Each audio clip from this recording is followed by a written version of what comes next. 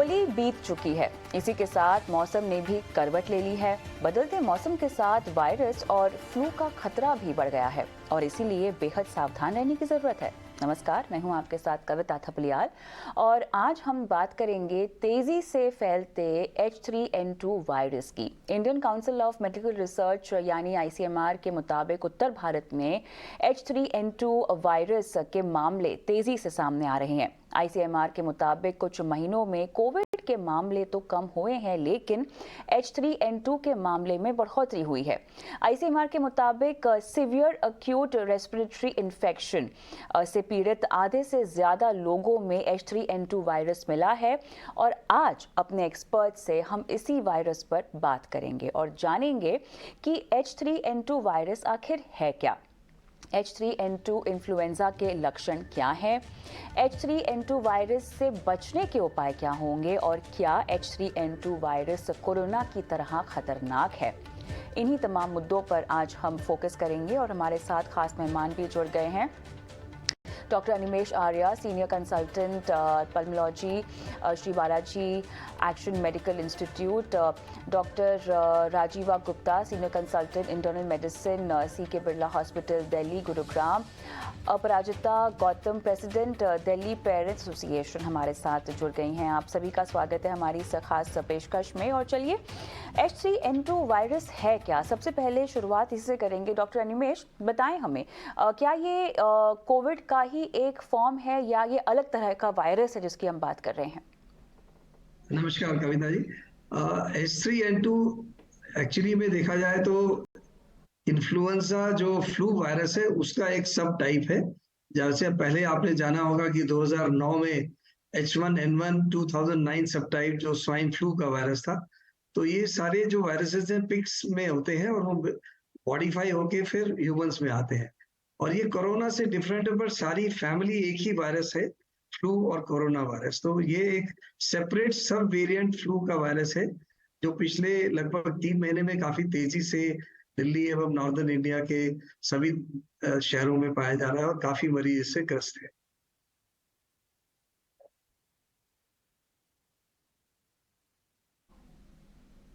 जी doctor साहब, आप ही की बात को आगे ले जाते हुए डॉक्टर राजीव क्या कहेंगे यहाँ पर? Doctor Rajiva Gupta. Yeah, I'm there, but I can't see anybody. जी, मुझे आपकी एक्चुअली आवाज़ आ रही है और आप हमें दिखाई भी दे रहे हैं टीवी पर। तो आपसे वही सवाल जो मैंने डॉक्टर अनिमेश से पूछा था। मेरा तो ठीक है बिल्कुल। I mean, yes, now it's okay. Just a minute. चलिए डॉक्टर अनिमेश, आप ही के साथ मैं आगे बढ़ना चाहती हूँ। तो यहाँ पर आपने काफ़ी विस्तार से हमको सारी समझाइश तो दे दी है, लेकिन ये बताएं कि एक तरह का अगर ये इन्फ्लुएंजा ही है और उसका सब टाइप है, तो इसके जो सिम्टम्स हैं वो कोविड से काफ़ी मिलते जुलते यहाँ पर दिखाई दे रहे हैं। देखिए, वायरल के लक्षण है, एक तरह से खांसी है, गले में खराश है, नाक बंद हो जाती है या नाक बहने लगती है, सिर दर्द है, शरीर में दर्द है, बुखार, ठंड लगना, थकान, तमाम उसी तरह के लक्षण है कमोबेश जो हमने कोविड में भी आते हुए देखे हैं या हम जो वायरल में भी देखते हैं। अब कितना अलग या कितना सिमिलर होगा, बिकॉज आजकल देखिए लोग वैसे तो कोविड के कहीं पर टेस्ट भी अब हो नहीं रहे हैं। अब ऐसे में H3N2 आपको हुआ है कि नहीं हुआ है, ये आपको कैसे पता चले, बिकॉज सिम्टम्स इतने कॉमन है? जी हाँ कविता जी, तो ये जानना जरूरी है कि ये वायरस सडनली हमारे वातावरण में क्यों एकदम उपज हुआ है और सभी लोगों को एटलीस्ट 50 to 70% जो रेस्पिरेटरी इलनेसेस हैं वो सारी की सारी फ्लू वायरस से है। पर हाँ, कोविड से अलग है। पर अगर फिर से रिपीट करना चाहूंगा कि कोविड एवं फ्लू वायरस एक रेस्पिरेटरी वायरसेस फैमिली से बिलोंग करते हैं। तो लाजमी है कि सारे लक्षण शुरू के जो पहले 1 से 3 दिन के होते हैं वो सिमिलर होते हैं, जिसमें कि बुखार, सिर दर्द, सोर थ्रोट या जुकाम एवं छींके आना, इंटेंस बॉडी एक होना, लेथार्जी, किसी किसी व्यक्ति को डायरिया, वॉमिटिंग भी हो सकता है, डिजीनेस भी हो सकती है। तो ये सारे लक्षण शुरू में सिमिलर होते हैं, पर इनसे बेसिकली एज ए डॉक्टर हम लोग डिस्टिंग्विश करते हैं कि प्रेवलेंट क्या है, आजकल कम्युनिटी में कौन सा वायरस ज्यादा अधिक पाया जा रहा है और उसका आउटकम क्या है। नॉर्मली ये वायरस जो है वो सेल्फ लिमिटिंग है, तो इसमें पहले 3 दिन की इलनेस के बाद यूजुअली सब ठीक हो जाते हैं। अनलाइक कोविड जिसमें भी ठीक हो जाते थे, पर सीरियस खांसी एवं निमोनिया हो जाता था।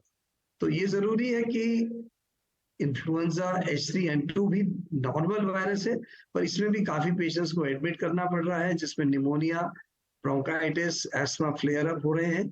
और पता कैसे चले कि आपको इन दोनों में से कौन सा वायरस है?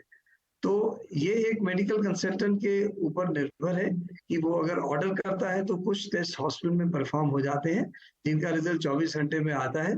तो कुछ एक चुनिंदे पेशेंट में जो कि लक्षण जिनके ज्यादा हैं, सीरियस है, उनमें हम ये टेस्ट कराते हैं और कंफर्म करना चाहते हैं कि वाकई में ये H3N2 है या कोविड है। साइमल्टेनियसली हम कोविड के भी टेस्ट करते हैं, तो दोनों में डिस्टिंग्विश करना इजी हो जाता है। वैसे जो सामान्य लक्षण है इस समय प्रेवलेंट H3N2 इन्फ्लुएंजा वायरस के ही है। लेकिन डॉक्टर गुप्ता, अगर आपको मेरी अभी आवाज़ आ रही है तो मुझे समझना है कि ये अचानक से H3N2 आया कहाँ से? कोविड तो हम जानते हैं कि समझ में आ जाता है कि किस तरह से फैला है, लेकिन कोविड के बाद से लगातार एक तो कोविड के ही वेरिएंट्स उनके बारे में हम सुनते रहे, अब ये नया H3N2 हमें सुनाई दे रहा है। तो क्या ये वायरसेस और ये बैक्टीरियाज के एनवायरनमेंट में पहले से ही थे जो हमको पता नहीं थे, और कोविड के बाद हमारी जागरूकता बढ़ी और इसीलिए हमें ये सब चीज़ें समझ में आने लग गई हैं, या ये कुछ नए तरह के वायरसेस हैं जो अभी हमें एनवायरनमेंट में दिखाई दे रहे हैं? ये जो वायरसेस हैं तो बड़े अड़ियल हैं, आते हैं कई बार एंड देन दे चेंज, जिसको हम म्यूटेशन कहते हैं। वायरस हमेशा से रहे हैं और हमेशा हर साल फॉर डेकेड्स और for years together they have been there. लेकिन उनका जो थोड़ा कैरेक्टरिस्टिक है, उनका किस तरह का वो प्रभाव करते हैं, किस तरह फैलते हैं, क्या सिम्टम होते हैं, उनमें कई बार थोड़ा बहुत भेद हो सकता है। तो viruses keep on getting mutated, मतलब उनके अंदर चेंजेस आ जाते हैं, जेनेटिक मटेरियल उनका चेंज हो जाता है और वो डिटरमिन करता है कि उनकी कितनी इन्फेक्टिविटी है, कितना वो आगे फैलते हैं। तो flu virus has always been there, उसके म्यूटेशन होते रहते हैं, कभी कोई, तो this is the reason. Doctor Animesh, आपका क्या जवाब होगा इस पर? हाँ, तो जैसा डॉक्टर राजीव ने बताया कि म्यूटेशन कभी एक पर्टिकुलर वायरस में जल्दी होने लगते हैं तो वो उसका रूप बदल जाता है, और वो काफी अपना रूप बदलने के साथ साथ कोविड का ही म्यूटेशन है जिसकी हम बात कर रहे हैं डॉक्टर अनिमेश? क्या ये कोविड का ही म्यूटेशन है जिसकी हम बात कर रहे हैं? जी नहीं, ये तो इन्फ्लुएंजा A H1N1 का म्यूटेशन है, कोविड का नहीं। Okay, right. और अब जब हाँ, तो वो जब अधिक तेजी से मल्टीप्लाई करेंगे किसी भी होस्ट में, जैसे ह्यूमंस में या पिग्स में, तो वो फिर उसकी कैरेक्टर इन्फेक्टिविटी बदल जाती है, और उस इन्फेक्शन के लिए हम सामान्यतः तैयार नहीं होते, या ये हमारे प्रीवियस वैक्सीनेशन में इंक्लूड नहीं होता, तो इससे हम ज्यादा जल्दी और ज्यादा अधिक ग्रस्त होते हैं। तो इसीलिए इसकी जो रूप है या उसके सिम्टम्स हैं वो काफी सिवियर नजर आते हैं, तो they are not reaching a deadly proportion की ये काफी मोर्टेलिटी करें या काफी लोगों को मतलब काफी खतरनाक चीजों में या खतरनाक बीमारियां पैदा करें। चलिए चर्चा को आगे बढ़ाते हैं, और अपराजिता भी हमारे साथ जुड़ गई हैं। बताएं यहाँ पर H3N2 को लेके किस तरह के कंसर्न्स आपको आते हुए दिखाई दे रहे हैं, खासतौर से बच्चों की तबीयत कितनी ज्यादा खराब होती हुई दिखाई दे रही है? देखिए, एज सच तो मैं ये बोलूंगी कि मैं आपको बता दूं, क्योंकि दिल्ली में जो है एग्जाम्स चल रहे हैं बच्चों के, तो अगर हम बच्चों के हिसाब से देखें तो हमारे पास जो आई हैं कुछ ही खबरें आई हैं। और सबसे बड़ी मैं बोलूंगी कि पेरेंट्स के लिए राहत की बात यह है कि अभी बच्चे घर में हैं, तो जो रेस्ट बच्चे को दिलवा सकते हैं पेरेंट्स अपनी तरफ से दिलवा रहे हैं। खांसी होना, बुखार होना, ठीक है, आज हम वायरस के रूप में इसको एक नए वायरस के रूप में देख रहे हैं, बट आप सालों से देखेंगे तो जब भी सीजन बदलता है तो बच्चों में खांसी जुकाम होना एक, मैं बोलूंगी कि हमारे लिए, हमारे हिसाब से तो आम लक्षण होते थे पहले, अगर हम लोग अपनी जनरेशन की बात करें। दूसरा, इस सीजन चेंज में जो एस्थमेटिक पेशेंट्स होते हैं उनको प्रॉब्लम्स बढ़ती हैं, और यही जो अभी इस वायरस के लक्षण बताए जा रहे हैं उन्हीं में बताए जा रहे हैं। जो बच्चे एस्थमेटिक हैं उनकी यस, उनको केयर करना पड़ेगा खांसी जुकाम के लिए। बस यहाँ एक हमारा कंसर्न है, जो पेरेंट्स का भी कंसर्न आ रहा है, बाई चांस अगर बच्चे की तबीयत खराब रहती है, क्योंकि ये फाइनल एग्जाम है, तो किसी तरीके से ऐसा अगर सरकार कुछ कर देती है कि फाइनल एग्जाम बच्चा अटेंड नहीं कर पाता, तो उसको एक और बार मौका मिल जाए। तो यहाँ हम ये चाहेंगे थोड़ा सा अगर सरकार ध्यान दे तो बहुत अच्छा रहेगा। चलिए आगे बढ़ते हैं और थोड़े से इसके और पहलुओं पर भी हम अब फोकस करते हैं, क्योंकि डॉक्टर राजीव, क्या पोल्यूशन इसके पीछे बहुत बड़ा ट्रिगर हो सकता है?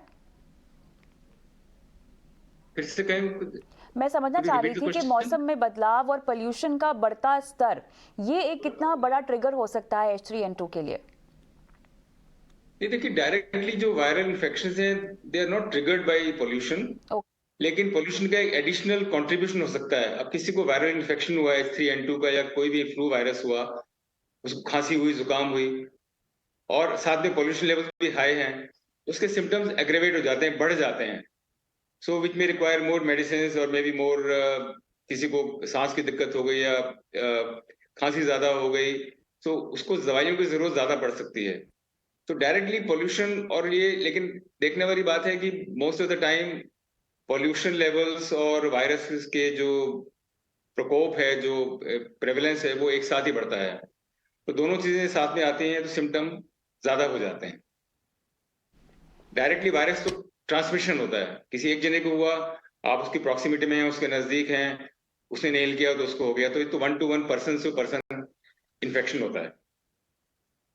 सवाल यहाँ पर ये है डॉक्टर अनिमेश कि इसके बचाव के लिए क्या क्या करना चाहिए, और यहाँ पर हम कंसिडर करना चाहते हैं बच्चों को, एडल्ट्स को और बुजुर्गों को, और कुछ ऐसे भी लोग जो कि कोमॉर्बिड हैं, जिनको पहले से ही बहुत सारी हेल्थ इश्यूज है और खासतौर से रेस्पिरेटरी इश्यूज है, लंग्स के इश्यूज हैं। तो अब क्योंकि वायरल बहुत आम हो गया है, और जैसे कि हम सब एक्सपीरियंस कर ही रहे हैं, अगर आपको बुखार है, अगर आपको छींकें हो रही हैं, गला खराब हो रहा है, आपका बदन दर्द हो रहा है, तो अब वो मामला ऐसा नहीं रह गया कि 3-4 दिन में ठीक हो जाए। ठीक होने के लिए आपको महीना भर लग रहा है, और ठीक होने के बाद की भी जो वीकनेस है उससे भी लोग काफी ज्यादा परेशान है। तो अगर इस तरह के कोई लक्षण है तो क्या H3N2 का टेस्ट कराना क्या जरूरी बनता है? अगर बनता है तो फिर हमें किस स्टेज पर ये टेस्ट करवाना चाहिए? अच्छा, अगर टेस्ट करवाना चाहिए तो हमें कहाँ करवाना चाहिए? अगर ये कितना जानलेवा है? ये कुछ बुनियादी सवाल हैं डॉक्टर अनिमेश, जो शायद आप जवाब देना चाहें। सबसे पहले तो जो H3N2 वायरस है और सिम्टम्स हैं, इसमें जैसा पराजिता जी ने कहा कि एस्मा फ्लेयर्स भी काफी कॉमन है, और एक रेस्पिरेटरी ब्रोंकियोलाइटिस जिसको हम नए सिरे से एडल्ट्स में देख रहे हैं, और जो डायबिटिक हैं, हार्ट डिजीज के पेशेंट्स हैं, जिनको प्रीवियसली किडनी डिजीज है, या जो एल्डरली हैं 65 से, या यंगस्टर्स हैं, उनमें ज्यादा दिख रहे हैं। तो इन लोगों का बचाव या आम कैसे बचाव किया जाए, तो स्टैंडर्ड रूल्स अप्लाई जो हमने कोविड में काफी अच्छे से सब लोगों ने सीखे हैं कि हैंड वॉशिंग इज मस्ट। तो कॉन्स्टेंटली अपने हाथ घर में हो या कहीं पे भी हो, सैनिटाइजर यूज करें या सोप एंड वाटर का मिश्रण यूज करें, और अगर सोप एंड वाटर यूज करते हैं तो कम से कम 20 सेकेंड के लिए हाथ अच्छे से धोएं, टिश्यू पेपर या फ्रेश टॉवल से उसको ड्राई करके या हवा में ड्राई करके फिर ही इस्तेमाल करें, या किसी भी चीज को टच करने से पहले सैनिटाइजर का, हैंड सैनिटाइजर का इस्तेमाल करें। खासकर कंप्यूटर्स, टेलीफोन्स या कंप्यूटर कीबोर्ड्स, या आपके सामने रखे हुए टेबल्स, अगर पब्लिक प्लेसेस में, क्राउडेड प्लेसेस में, रेस्टोरेंट्स के टेबल्स, इनमें इन्फेक्शन आपके जो फोमाइट्स हैं उनसे फैलता है, तो उनसे दूर रहें, वहां क्लीन रहें, और हैंड वॉशिंग जरूर करते रहें। और दूसरा पहलू कि अगर ये लक्षण हो जाते हैं तो नॉर्मली इन्फेक्टिविटी जो रहती है वो लक्षण होने के पहले दिन, 1 दिन और 3 दिन बाद तक रहती है। बच्चों में या जो इम्यूनो कॉम्प्रोमाइज लोग हैं, जो दवाइयों पे हैं या डायबिटीज है, उनमें लंबी चल सकती है, मतलब वो दूसरे लोगों को ज्यादा लंबा देर तक इन्फेक्शन दे सकते हैं। तो ये जानना जरूरी है as a parent, as a person, as a home care giver, कि क्या ये H3N2 का सिम्टम है या कुछ और हो सकता है, तो हम टेस्ट कैसे कराएं। तो सबसे बड़ी इसमें एक प्रॉब्लम ये है कि जब भी हम इन्फ्लुएंजा वायरस का टेस्ट करते हैं तो वो अलाउड होता है on A hospital basis. OPD basis में जब तक सिम्टम्स कैटेगरी सी के नहीं होते हैं तो इन्फ्लुएंजा वायरस का टेस्ट नहीं होता है, ये ICMR की एक रेगुलेशन है। तो कॉमन नहीं है टेस्ट, हॉस्पिटल जाके आप करा सकते हैं अगर लक्षण बहुत अधिक हो, आपका डॉक्टर एडवाइस करता है, और मात्र एक कंफर्मेशन के लिए है। वैसे जैसे आपने कहा कि सामान्यतः सब लोग ठीक हो जाते हैं, पर इसके 2 पहलू सामने आए हैं। एक तो जैसे डॉक्टर राजीवा ने कहा कि पोल्यूशन के तहत ये लक्षण गहन होते हैं, ज्यादा सीवियर, और दूसरा अधिक कि आपने कहा कि महीना भर खांसी चल रही है, वो सबसे ज्यादा ट्रबलसम है। तो उस परिस्थिति में आफ्टर 5 डेज और 7 डेज ये कराना जरूरी हो जाता है कि हम कोई और चीज से तो नहीं डील कर रहे हैं, या सिर्फ ये वायरस का एक कॉम्प्लिकेटेड नेचर है जो आगे हमें काफी तंग करने वाला है। तो उस समय टेस्टिंग जरूर हो जाती है। तो सिम्टम्स पहचाने, तुरंत इलाज करें, टेस्टिंग जब जरूरी हो जरूर कराएं, हॉस्पिटल बेस्ड टेस्ट है। और डेडली है ये किस कंटेक्स्ट में देखा जाए, जो जैसा कि इम्यूनो कॉम्प्रोमाइज या सिक पीपल हैं, एल्डरली पीपल हैं, उनमें ये बड़ा निमोनिया या एआरडीएस का रूप भी ले सकता है। तो लक्षण ज्यादा होने पे या ऑक्सीजनेशन कम होने पे या ब्रीदिंग ट्रबल होने पे तुरंत आप हॉस्पिटल जाएं और वहां पे इसका इलाज कराएं। वहां एक्सरे भी होगा, हो सकता है किसी में सीटी स्कैन हो, और आपकी जो बीमारी है उसका सही रूप पता चले और आप उसके जो भयावह या डेडली नेचर से है उससे बच जाए। डॉक्टर राजीवा, अब ऐसे में बीच में आईसीएमआर ने ये भी कहा था कि अगर इस तरह के कोई लक्षण निकल कर आ रहे हैं लोगों को, तो सीधे एंटीबायोटिक प्रेस्क्राइब करने से बचें। डॉक्टर्स को भी ये कहा गया और तमाम केमिस्टों को भी जो ऐसे ही एंटीबायोटिक्स बिना प्रिस्क्रिप्शन के बेचते हैं। तो कहीं ना कहीं यहाँ पर अपने आप के सेल्फ ट्रीटमेंट से आपको दूर रहना चाहिए, लेकिन अगर प्रॉब्लम बहुत ज़्यादा है तो शायद डॉक्टर के पास जाना और पूरी तरह की छानबीन कराना ज़रूरी होगा। लेकिन खासतौर से वो लोग जो कि हल्का फुल्का वायरल समझते हैं, उनको आप क्या कहना चाहेंगे?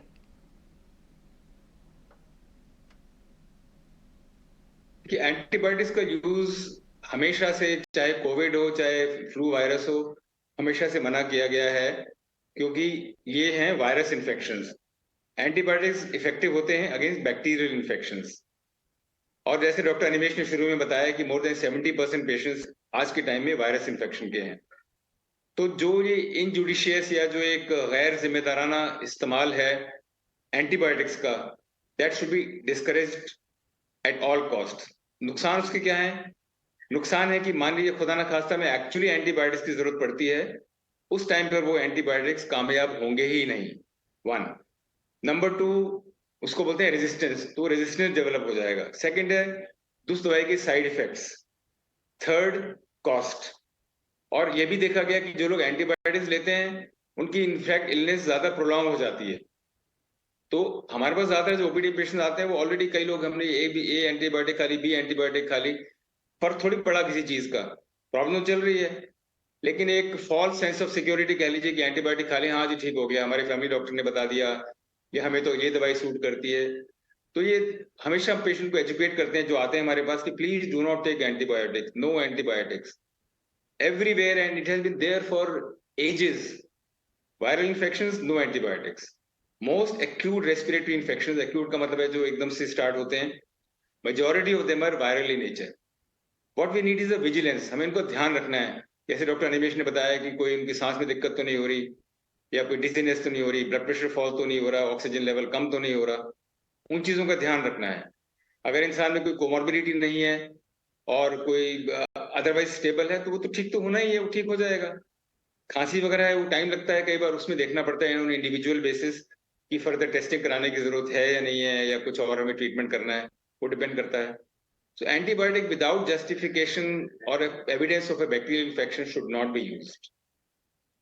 अच्छा, दूसरा, पोस्ट इस पूरे इन्फेक्शन के ठीक होने के बाद डॉक्टर अनिमेश किस तरह से आपको जो है अपने हीलिंग प्रोसेस को आगे बढ़ाना चाहिए? क्योंकि मैं इसकी तुलना नहीं कर रही हूँ कोविड से, लेकिन ये भी एक तरह का इन्फेक्शन ही है और ऐसा इन्फेक्शन है जो आपको काफ़ी लंबे समय तक परेशान कर रहा है। तो इसके अब पोस्ट इफेक्ट्स क्या क्या हो सकते हैं और उसके बाद फॉलो प्रोसीजर में आपको क्या क्या करना चाहिए? पोस्ट इफेक्ट तो जो सबसे कॉमन है आजकल वो देखा जा रहा है कि खांसी नहीं ठीक हो रही है। अब वो खांसी इसलिए नहीं ठीक हो रही है क्योंकि ये एक रेस्पिरेटरी वायरस है और इसने हमारे सिस्टम में, पर्टिकुलरली ब्रीदिंग ट्यूब्स में और स्मॉलर ट्यूब्स में कुछ ऐसे परिवर्तन किए हैं, और जिसमें कि कुछ आप मोटी तौर पे जाने तो बहुत टाइट फ्लेम या बलगम जम गया है जो निकलने की चेष्टा करता है पर वो निकल नहीं पाता, इसलिए खांसी आती है। और एक और चीज है कि हम लोगों ने पहले से ही, हमें पता है कि सारे वायरल इन्फेक्शंस हमारी ब्रीदिंग ट्यूब्स में इन्फ्लेमेशन या कुछ लालीपन ले आते हैं, जिसके कारण हमारी ब्रीदिंग ट्यूब की सेंसिटिविटी या रिएक्टिविटी बढ़ जाती है। तो इंक्रीज ब्रोंकियल हाइपर रिस्पॉन्सिवनेस, इसको हम BHR इंक्रीज कहते हैं, या इंक्रीज ब्रोंकियल हाइपर रिएक्टिविटी, एक कॉमन टर्म में जाने, उसके कारण ये खांसी चलती है, जो एनी टाइम 2 हफ्ते से लेके 6 हफ्ते, कई बार 8 हफ्ते भी लेती है। और हमें उसी को जल्दी समझना है, और कोई चीज इसके पीछे छुपी ना हो, जैसे बड़ा निमोनिया, कोई ट्यूबरक्लोसिस या congestive heart failure in A given patient, ये सारी चीजें ध्यान में रखते हुए इसका इलाज करना है। इवन पोस्ट जो देखा गया है सेकेंड पहलू, कि ठीक होने के बाद भी लोग बीमार होते हैं, और नॉर्मली जो शॉर्ट इलनेस है 4 से 5 दिन की, वो 10वें दिन फीवर आ जाता है। तो बड़ी एक पेशेंट पशुपेश में और कंफ्यूजन में रहता है कि अभी तो ठीक हुए थे मुश्किल से और फिर फीवर आ गया। तो उस सिचुएशन में एज ए डॉक्टर हमें भी थोड़ी सी डिफिकल्टी होती है टू अंडरस्टैंड कि ये फीवर क्यों आया। तो हमें सारे रिपीट फीवर के टेस्ट कराने चाहिए टू अंडरस्टैंड कि फीवर का कोई सेकेंडरी रीजन तो नहीं है, जिसमें कि निमोनिया, कोई यूरिन इन्फेक्शन या सेकेंडरी इन्फेक्शन, टाइफाइड या अन्य कोई चीज। एंड इवन आफ्टर रिकवरी हमें अपने आप को स्वस्थ रखने के लिए अधिक पानी पीना चाहिए, that is very very important. और बहुत क्राउडेड प्लेसेस में या पोल्यूटेड एरियाज में, या जहाँ धूल मिट्टी का काम है, जहाँ खांसी बढ़ने की संभावना है, या ऐसा कोई कार्य जैसे तेज चलना, सीढ़ी पे चलना, भागना, ये सब नहीं करना है। तो जिमिंग और एक्सरसाइज को ग्रेजुअली रीइंट्रोड्यूस करें, पानी अधिक पिएं और हेल्दी फूड खाएं, जिससे कि आपका बचाव रहे और ये सिम्टम जल्दी ठीक हो और दोबारा रिलैप्स ना हो। तो अनिमेश जी, अब सवाल यहाँ पर ये भी है, जो लोग जानना चाहते हैं कि ऐसे कितने तरह के वायरसेस हैं जो घूम रहे हैं, और बस ये एक के बाद क्या म्यूटेट होकर ही आते रहेंगे या नए नए भी पैदा होंगे? देखिए, ऐसा है कि virus is also a living being which has a right to multiplicate and procreate. तो वायरस का एक एक्टिविटी टाइम या मल्टीप्लिकेशन टाइम बहुत थोड़ा है, इसलिए उसमें म्यूटेशन ज्यादा है।